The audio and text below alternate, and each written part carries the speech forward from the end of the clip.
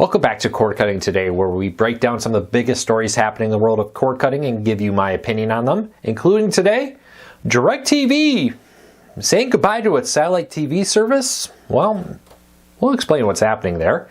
Also, Roku's got some big improvements coming with 3 new free channels to its the Roku Channel free streaming service and improved picture quality on its TVs, along with a whole lot more. And what's happening with PBS? It's leaving local now. We'll tell you how to still be able to watch the PBS for free. These stories and a whole lot more coming up in a quick second. First though, if you want to learn more about any of these stories I'm about to talk about, check out the show notes and in the first pinned comment. You can find a link to each story there, so you can read them for yourself and come up with your own opinions. I would love to hear from you. If you're new here, do me a favor, hit that subscribe button, hit that thumbs up. Doing one or both lets YouTube know you enjoy what we do here. So YouTube recommends our videos to more people, helping us grow and hopefully help you break free from the high cost of TV and still watch the shows you enjoy. All right, with that said, let's get into it. DIRECTV for some time now has been phasing out satellite, really pushing. At first it was called DIRECTV via internet, which is just its satellite TV plans streaming online. And then very recently shutting down the DIRECTV Stream brand and merging everything over to DIRECTV. With this major change comes the fact that they're pretty much saying goodbye to satellite. Now, satellite still works. They would just much rather have you subscribe to its internet version. I'll tell you why in a quick second. Now they've launched a new ad campaign basically saying goodbye to satellites and basically telling you, hey, DIRECTV does not need satellites. You can stream it. For many people, that's good news, because if you lived in an apartment, it may have been hard to get a satellite dish where you want it and be able to view the sky properly and the like, limiting the reach there. But the streaming version can do that without problems. But the reality here is that streaming over the internet is much cheaper for DIRECTV. Satellites have a limited lifespan. They're extremely expensive to put up there. And about 5 or 6 years ago, maybe more like 6 or 7 years ago, the former president of AT&T, when it was still all under the AT&T brand, I'll get to that in a minute, basically said, hey, we're done launching satellites. We want people to stream the content. While AT&T later replaced that CEO with one that has a very different vision for DIRECTV, and they spun off the company. They still own 70%, but they're in the process of selling off the remaining 70% share of DIRECTV. And with that all, let's be honest, I think they are moving away from satellites. It's very expensive. As rural Americans get more and more internet options, whether that be Starlink or Amazon's new internet service and the like, why are you paying for satellite when they can give it to you over the internet through your internet connection for most people? Keep an eye on this. I'll be interested to see Dish. You know, they are definitely been very cash strapped. How long are they going to keep paying to launch video satellites? Are we 10, 15, 20 years away from those satellites just kind of hitting end of lifespan, no longer operating? Will they replace them? Something tells me in 10 to 15 years there won't be a need to. That high-speed internet will be so prevalent across the world. I mean, you just think about Starlink, and now Amazon's launching satellites for their own satellite-based internet. 5G wireless. We just had a story yesterday that the FCC is expanding it and giving more spectrum to bring wireless internet to more people. With all that put together, I think it's no coincidence that DIRECTV now is shifting away from satellite, pushing customers into its streaming version, even if they have the same packages as satellite, just streamed over the internet. Spectrum's also doing this. Their new customers, unless you really fight for it, try to get the traditional service, you're getting the new streaming version through the Zumo box. We'll keep a close eye on this, but DIRECTV satellite service, it's just a matter of time at this moment, I firmly believe. All right, next story up. The Roku channel has added 3 new channels with this, and with this you're going to get 3 new channels, 2 of them focused on movies. And Movie Hub, action-packed films and high-energy stunts in the new channel. Also Movie Hub, another dedicated channel in 24/7 movies. But then they also have a Fear Zone, and this is all horror-related type content, now streaming on the Roku channel for free. Just launched the Roku channel app. I don't know if I don't have it. Oh, right there. I thought I had it right there. On your Roku, Fire TV, and other supported devices, you can get it all through that. Thank you so much for the tip about the new channels. Also, we talked last week a lot about the Roku's new streaming players. Well, now they're going to have a new Roku line of televisions, an upgraded version of their Pro series and their Select series. One of the big things that really did not get enough attention in this is that these new TVs will come with improved automatic picture recognition. They'll use like an AI form to detect where you're watching. Are you watching sports, movies, television shows, and the like, and adjust your TV to that. Now, many TVs had features like this for a while. Roku says this new and improved system will be far more effective in properly delivering the correct picture settings to give you the best quality of viewing for your TV. You know, playing video games, you probably want on different settings than you are if you're watching a movie or football, for example. Roku says these new mini LEDs will allow it to be even more exact in how it displays it, and give you a far improved quality of viewing with that there. We'll keep an eye on these. These new TVs don't have a release date. They are coming very soon though. Alright, if you like watching PBS for free and you used to use the Local Now app, which is a free ad-supported streaming service with hundreds of channels, they were very big on PBS early, one of the few ways outside the PBS app to actually watch PBS for free. Well, PBS has now left Local Now. We got a tip yesterday from a reader who informed us that PBS is no longer there. We checked and confirmed that yes, Local Now no longer has PBS. Few replacement ways to do that. You can still watch it through the PBS app or through the Amazon Prime Video app right here.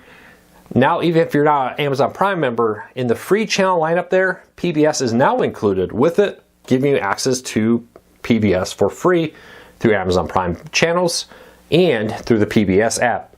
So keep that in mind. All right, today in TV history. All right, you ready for this one? 97 years ago this week, home televisions became a reality. Well, the idea of putting a television in your house was not new. The issue was, what would you watch on it 97 years ago? DVDs and VHS and all that did not exist. Neither did wireless transmission over the air of TV antennas. Well, 97 years ago this week, that all changed.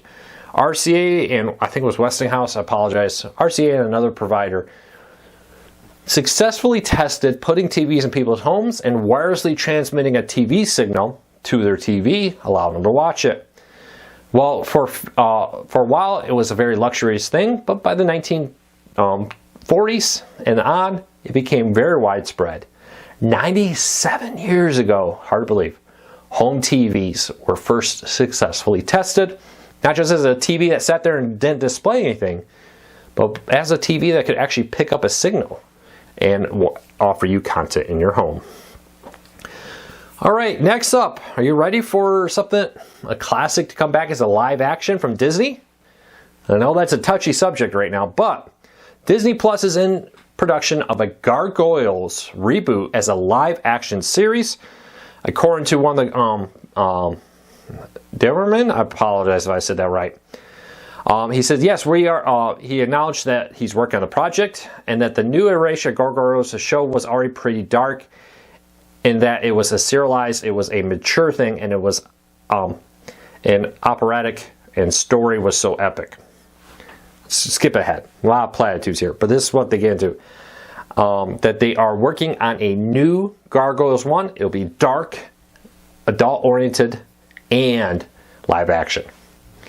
Hopefully they do it right. I remember watching Gargoyles, one of my favorite Disney shows growing up. Hopefully they get this one a good treatment here.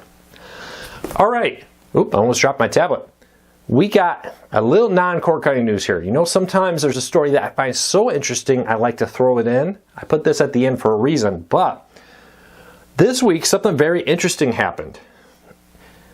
On Reddit, a university, and I'll put details in a link in the show notes on this, and came out and came clean and said that they've been running AI bots that went undetected by Reddit's AI detection spam filters that successfully went and altered people's opinions on many topics. That they use these AI bots with AI created comments to drive conversations on Reddit and change people's minds and alter it.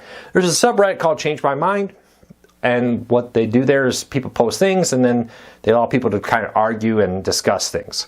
This university created a ton of AI bots, flooded the subreddit with specific messaging, and successfully was able to drive conversations on Reddit, change the flow of discussion and set the tone on a wide range of things. Now, I'm not going to get a lot of the things that they were pushing, because a lot of them are extremely political in nature about how people think about world events and current politics. But what they said was, in the study that I thought was very interesting, was that the majority of the AI comments were more effective in driving a conversation, getting up to the top, and altering the tone of a conversation than human actually made comments.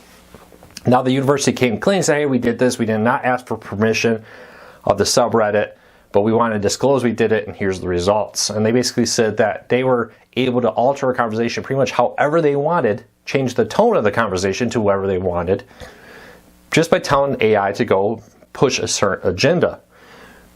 Let's be honest. This is not just on a Reddit thing. This is happening everywhere, and there's many people who are doing it maliciously. I would really encourage you to really be careful of anything you see on social media.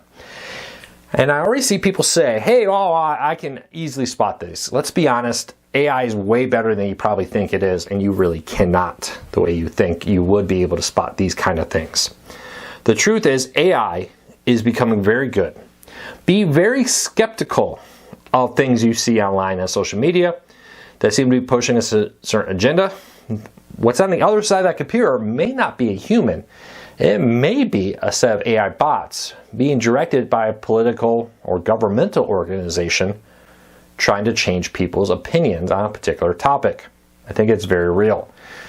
Check out the story down below. I'll put a link to the post where they basically came clean and said, yep, we did that. We were able to successfully alter conversations on Reddit to a political viewpoint that we wanted it to have.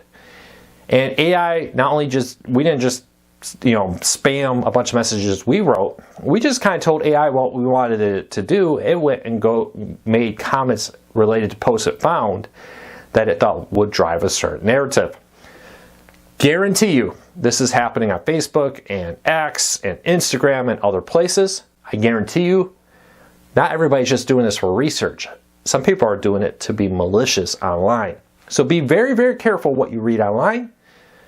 And be careful of the echo chamber. In today's world, it's very easy for us, very easy for us to just surround ourselves with opinions we agree on and block out ones we don't.